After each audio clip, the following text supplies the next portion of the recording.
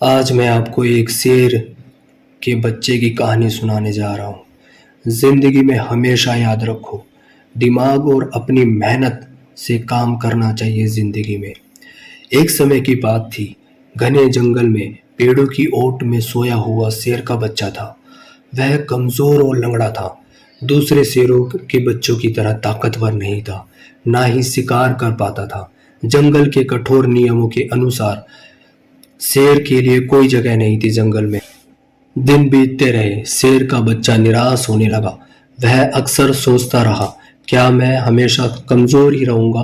क्या मैं कभी दूसरे का सामना कर पाऊंगा? क्या मैं कभी राजा बन पाऊंगा? शेर का बच्चा अकेला पड़ गया पूरे जंगल में और बहुत निराश होने लगा। एक दिन जंगल का राजा बूढ़ा शेर, जो जंगल का सबसे बुद्धिमान माना जाता था, शेर के बच्चे के पास आया। उसने पूछा, बच्चे इतने उदास क्यों हो? क्या हुआ है तुम्हें? मुझे बताओ। शेर के बच्चे ने जंगल के राजा को अपना दुख बताया। बूढ़ा शेर ने मुस्कुराते हुए कहा, शक्ति सिर्फ ताकत से नहीं, दिमाग में होती है। तुम कमजोर हो सकते हो, लेकिन तुम्हारे पास दिमाग है। बूढ़े शेर ने शेर के बच्चों को उसे जंगल के जाल, पेड़ों की ऊंचाई और जानवरों की आदतों के बारे में सिखाया।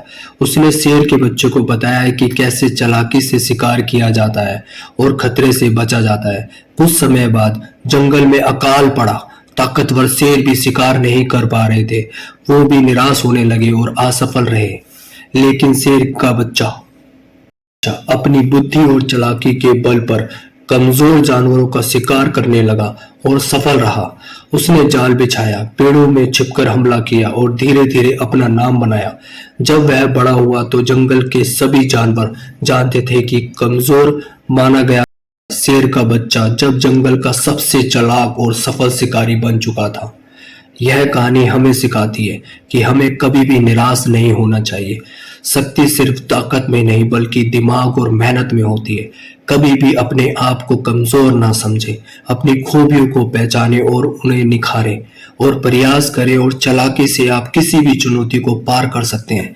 यही आपकी जिंदगी का हिस्सा है। अपने हुनर को पहचानो और आगे बढ़ो जिंदगी में।